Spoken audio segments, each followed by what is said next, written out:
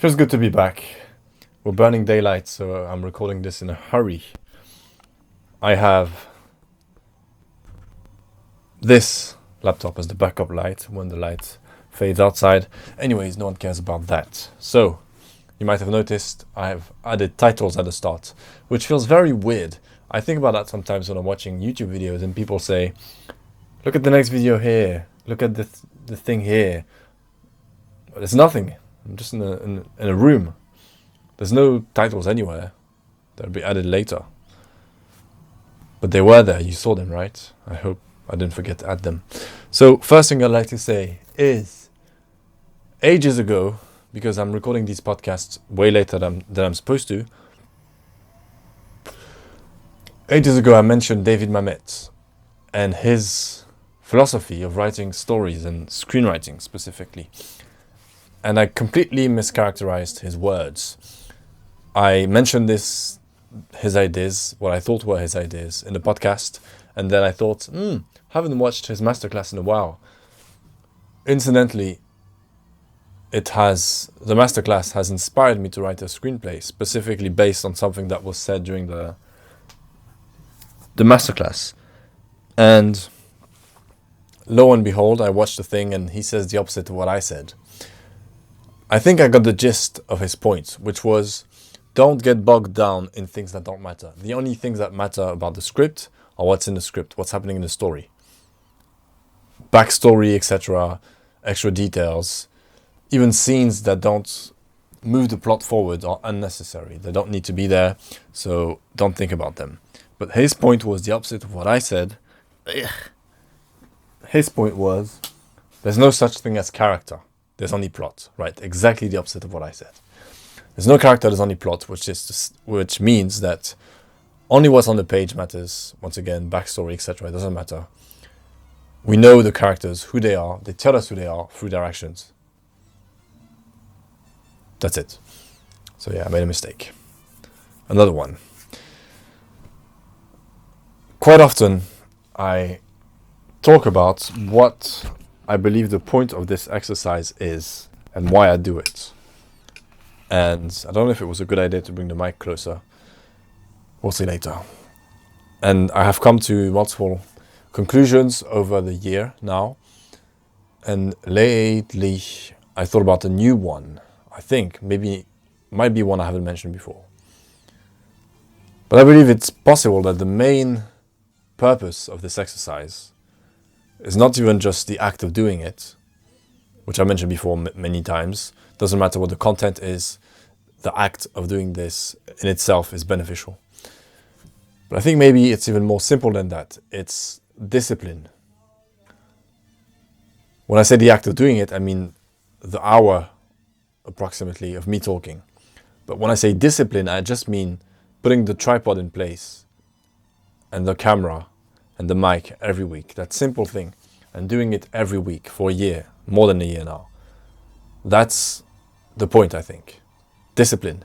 Because once you start building discipline in any area of your life, it becomes easier to add on to that, like a snowball effect, which is paradoxical perhaps. It's complicated because I have a job.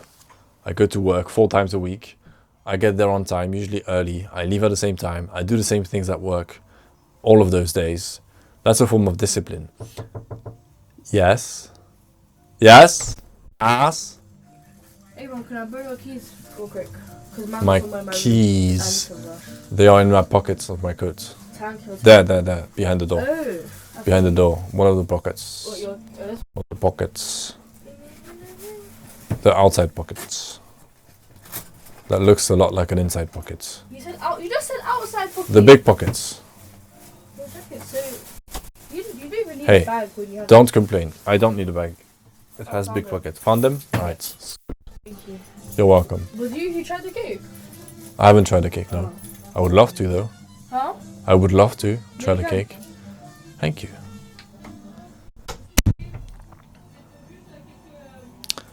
Where was I?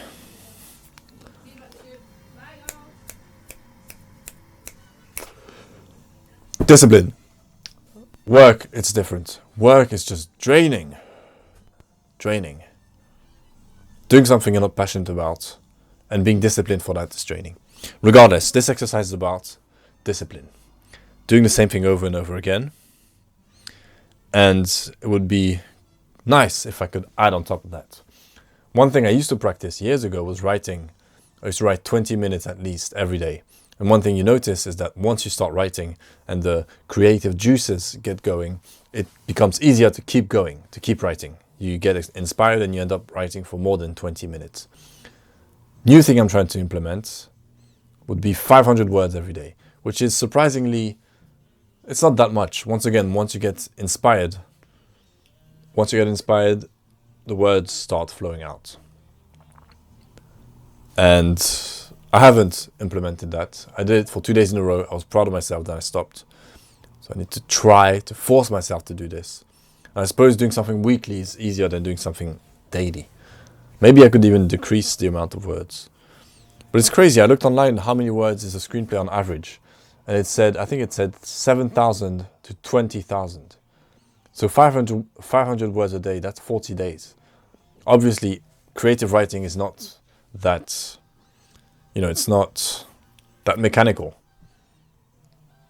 But that being said, 40 days as a sort of baseline. Imagine if you're Stephen King, if you're someone who's really disciplined and who has their craft down to a science and who's really experienced, you can get to a point where you can churn these out quite quickly.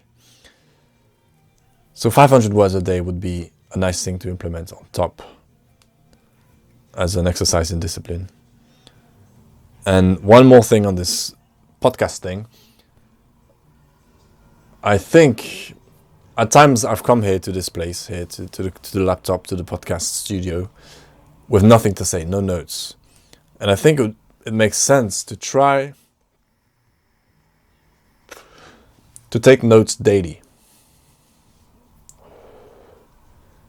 For a while I used to write in the morning and in the evening about, just write about my day, anything I've learned, anything interesting, and write my dreams in the morning.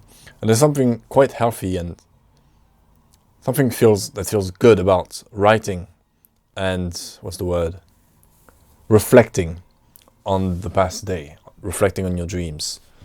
It's, how do I say this? It's like going through a coloring book. You've experienced the day, and then going backwards and rethinking about it, it makes the day feel more vibrant, like it happened more. And when, like most people, you're a hamster on a hamster wheel, you're working a 9 to 5, you're waiting for the weekend, week after week. The weekend does come eventually, like it did for me today when I finished work. You're happy, and then the weekend ends, and it's another week. And that frame of mind, that approach to life, quickly makes you feel like you're in some kind of loop, like you're a hamster on a hamster wheel. It's just the same thing over and over again. The days melt into each other, the weeks, etc. Time flies by because you're always waiting for tomorrow, because eventually tomorrow will be, for me, Saturday evening, and I'll be on the weekend. And then on the weekend, nothing happens, you're unproductive, and you go back to the week, thinking maybe next weekend will be the weekend where I make a change in my life. And it's frightening. The idea of those days and weeks being just the same week over and over again. It's like being stuck in, The Edge of Tomorrow, or that film with Bill Murray, Groundhog Day. That's most people's life. That's my life currently, just over and over and over again. There's no meaning to it. The meaning is when I'm outside of work and I get to work on my stuff, but I'm tired, uninspired, lazy, procrastinating, so not much gets done. This podcast, once again, the discipline aspect, in many ways it's like keeping me afloat. It's a thing that I do every week where I do get to express myself, even though it's not the way I would love to express myself ideally in an ideal world, but I still get to do that. And that breaks the monotony in a way. And the same way reflecting on the day makes it more real and makes you realize what actually happened. That it wasn't the same as yesterday, that you're not stuck in a loop.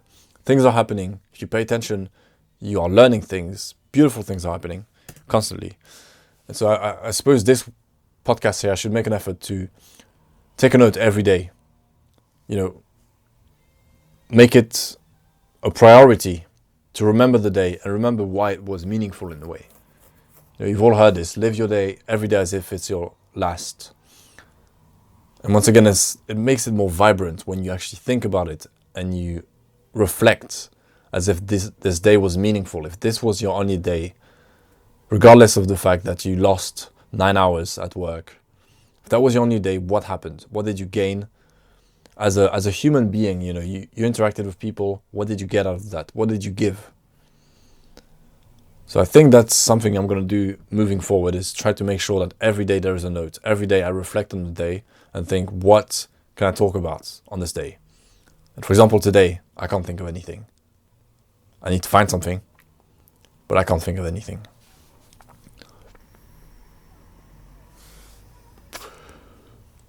In other news, Nietzsche has a quote which has been regurgitated a million times before. When you stare into the abyss stares back at you. No, it's more like, if you're fighting monsters, be careful that you don't become a monster yourself. Gaze long enough into the abyss and the abyss stares back into you. Something like that. And it's a nice quote, and we've all got our own interpretation of what it means. And there's definitely a kind of a standardized version of that answer to what it means. What it means is, if you're Batman and you go around fighting criminals, be careful that you don't get corrupted by them. And I've been thinking about it for a while, this quote. I think it's a nice quote. I thought about it because of the script I'm writing, and I thought, it's a nice quote. It feels like it encapsulates in many ways the ideas that I'm trying to communicate through the story. Ooh, battery low. Come on. You can do this. 10%. You got this. Let me close Firefox. I don't know if it's going to make a difference, but placebo effect. And my reading of the meaning of that quote is that whatever you give your attention to is what you become. You are what you eat. You are what you do. You become what you give your attention to. That rhymes. You're welcome. And that on its own is an interesting statement. You become what you give your attention to. So what were you before you gave any attention to anything? If you become what you give your attention to, and what's with all the noise?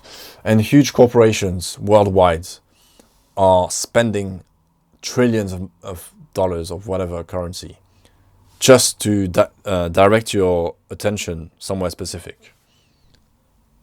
Right? If powerful people out there are trying to make sure that you give your attention to specific things, if your parents when you were a kid told you to give attention to specific things, where is you in that as an individual? Where do you exist if you are what you give your attention to? And when did you become to exist? When did you become? When did you start to exist? When did you begin to exist is what I meant to say.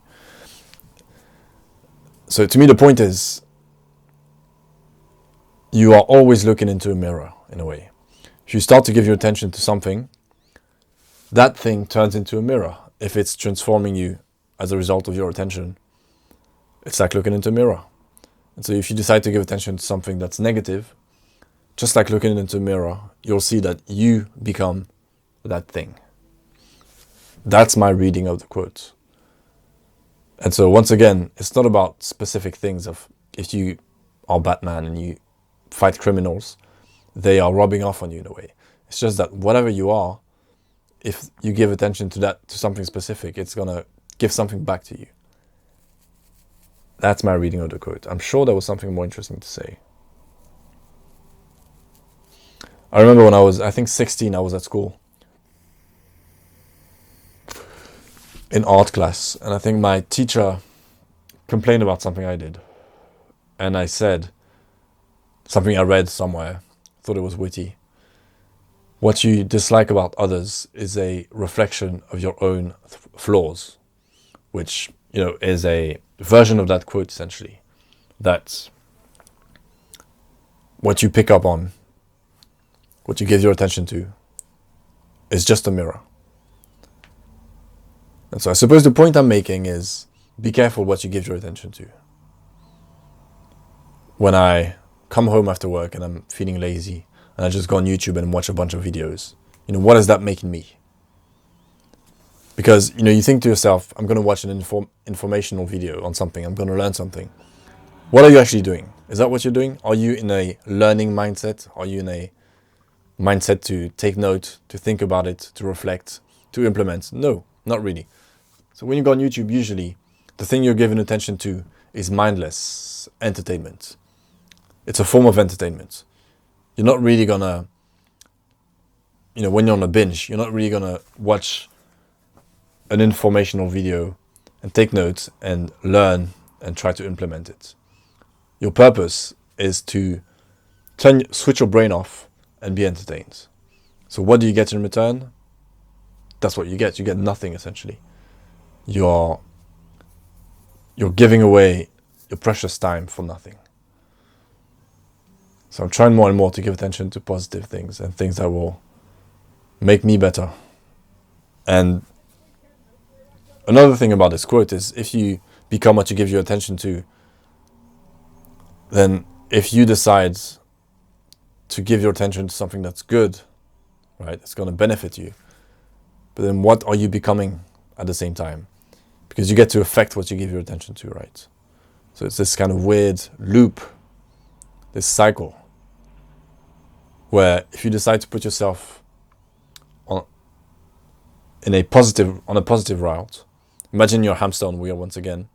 If you decide to run forward, it's going to pick up speed and you're going to be running fast. You're going to have to run faster and faster. If you decide to run backwards, right, away from your goals, away from growth, and away from your risks, from obstacles, same thing, it's going to pick up speed and you're going to just keep moving backwards. There's a moth in my room somewhere and it keeps going on me. I don't know why. There's light everywhere. There's not much light on me. Yes. So be careful what you give your attention to. Boom, boom, boom. I don't like killing insects. A few days ago, Ty was rolling on the bed and there was what looked like a piece of lint or fabric on the bed. And so as she rolled on top of it, I tried to grab it as if it was going to hurt her. I don't know. I just tried to grab it so it doesn't get stuck underneath her. Then I look at my fingers and I just squeezed a spider to death. Like Mr. Miyagi. I just grabbed it, squeezed it to death. And I felt so bad afterwards. It was like, it was a cadaver. It was a corpse of a living organism, and I just killed it. Very uncomfortable. I might be excessively sensitive, but I don't like the idea of killing anything, even though I eat dead animals. The idea of killing is very uncomfortable. Anyways, what was I talking about? What was I talking about?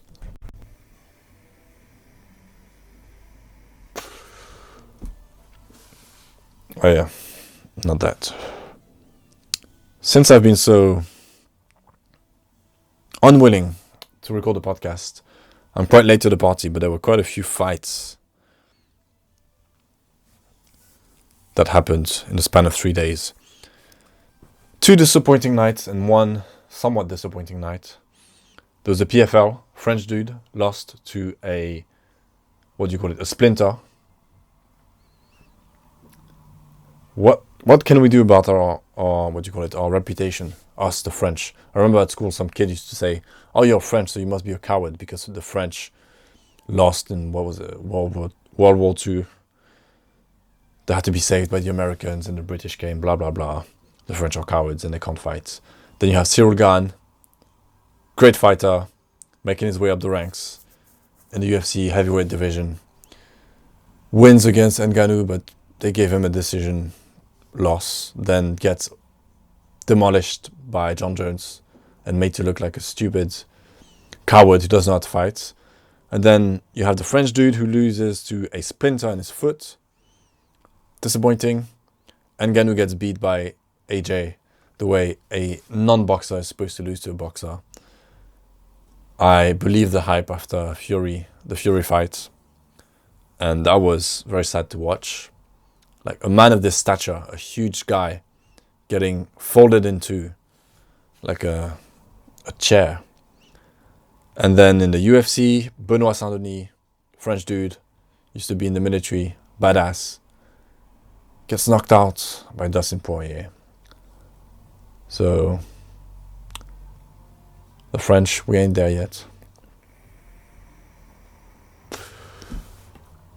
Another thing about Dune. I have more things to say about Dune 2. Still haven't seen it again yet. But I feel like the point of the film was more one way in which it subverted expectations and went the opposite way to all the other films in the same genre and style. Is I feel like the movie is more about how the world reacts to the Messiah rather than how the Messiah becomes the Messiah and reacts to the world. Once again, you talk about every blockbuster movie ever, all the Marvel movies, superhero movies. It's about how kind of the Messiah, they're all in a way a kind of Jesus figure. The superhero, how they react to the world and how they become the superhero. And Dune is more about how the world sees them and reacts to them. And you have the people who don't want to believe.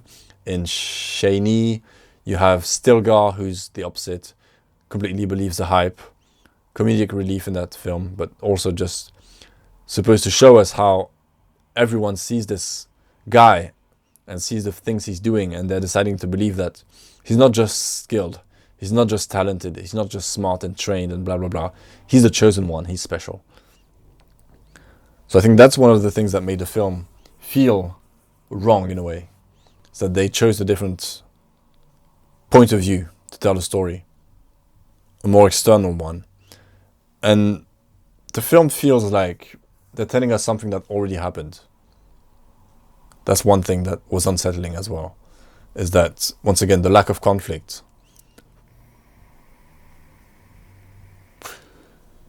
But it's really smart, right? Because the final scene of the final fight between the two potential Kwisatz Haderach or something, the two potential chosen ones, the bad one and the good one, that was the scene to me where I was uncertain. That was the scene of true conflict where I thought, once again, I didn't know much about the story. I didn't know how it was going to end. So when that scene happened, I thought maybe that's when Paul loses. I did believe that. And the scene does a great job at setting that idea. Whereas every plot point before that, I thought, no problem. He's going to get through that. He's going to get through this, that, and this. So the whole film feels like someone telling you a story that happened and not being the greatest storyteller. Telling you, yeah, he was the chosen one. He did this, he did that. He kept succeeding. But that final scene feels like, and now, this is the person telling the story is now in the present and telling you what they're seeing. So, it's quite smart. I like it more and more. The more I think about it, the more I like it. I mentioned before, Ty and I are watching Game of Thrones. I'm rewatching it. And I'm watching Sharp Objects at the same time. And there's a scene that's quite similar. When you have an ensemble cast, a scene that happens also in Dune, not in the movie, in the book.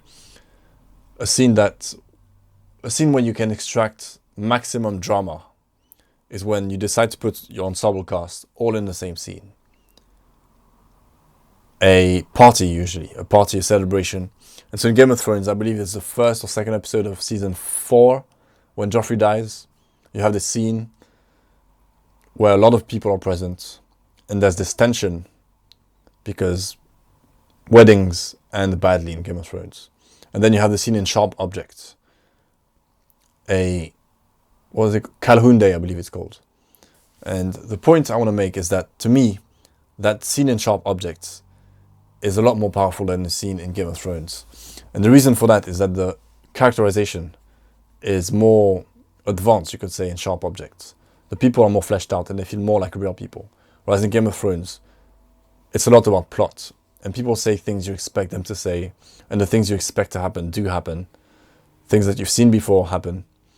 Whereas in Sharp Objects, there's this scene where the protagonist sees a man we've seen before who seems quite depressed. She sees him, and we get a flashback.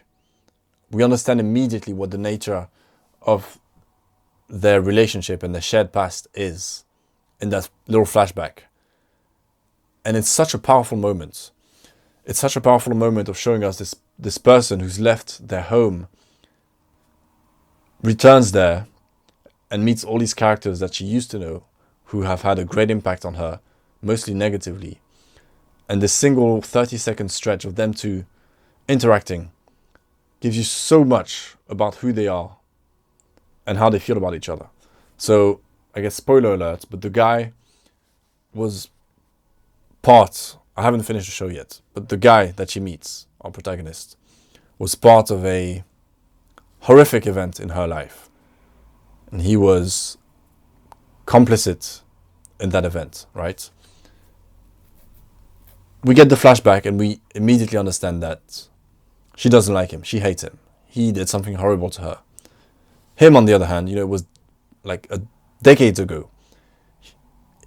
He continued living his life. He became an adult.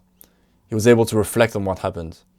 And it's eating him up, right? He feels horrible about what he did. Once again, this is so powerful because he was a kid. He didn't know what he was doing. Not really. That's just me reading into the scene, but I think that's what you read when you watch that scene. You understand this is a person. This feels like a person. He did something horrible as a kid. He grew up. He regrets it. It's been eating him alive. He's depressed. You have her. It has had a huge impact on her in many ways. She comes back to this town. She sees him. And in a weird way, she's in a position of power because she's the victim in the situation, but he still feels like a victim because he did something he regrets. You immediately understand that she doesn't want to talk to him. She doesn't want to say anything about the situation. She just wants him to be gone. He wants to talk about it. He was the perpetrator, so to speak. He was the person who hurt her. He wants to speak about it. He wants to release that. I suppose I'm speaking from experience of having made mistakes as a child, made mistakes as a teenager, and then you see people that might have been affected. And as the person who made the mistake, you want to apologize. You want to say, hey, I'm an adult now. I understand I made a mistake. Or even just, hey, I've had time to reflect. I understand I made a mistake. Can I talk to you? And the person on the other side just says, fuck you. You hurt me. Fuck you. I don't want to give you any kind of redemption, any kind of solace. I want you to suffer now. I haven't done anything horrible, but I've been in situations like that. And I feel like most people must have. As a kid, you don't know what you're doing, you make mistakes. That's what I get from this interaction. The conflict, the fact that this guy wants to apologize, he wants to make amends, the fact that she doesn't, she feels hate in her heart, she's been hurt. He won't get satisfaction, and neither will she. That's what you get out of 30 seconds of an interaction. And the whole scene, I think it's the whole episode, there's this constant tension because we understand where she is in life, how this is everything she's seeing is a representation of the past, how it affects her. There's so much tension in that scene because the people feel like real people. And then in the Game of Thrones scene, much less. It feels more flat in a way.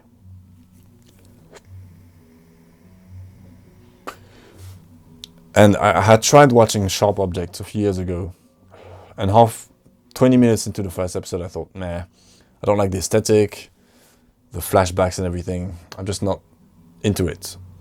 And now I feel like it's one of the best shows I've ever seen because it's visceral, makes you feel real things. It feels like real people. The flashbacks that used to annoy me, they are compounding now, they're adding up. It just immerses you in the story even more. Alright, I made my point. conflict and failure are the engine of drama. Yes, they are. Well done. Alright, I think I'm done. Alright,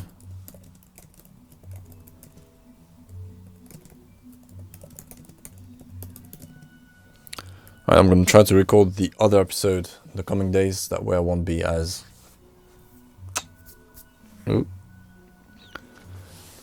as, you know, misaligned with the whole process.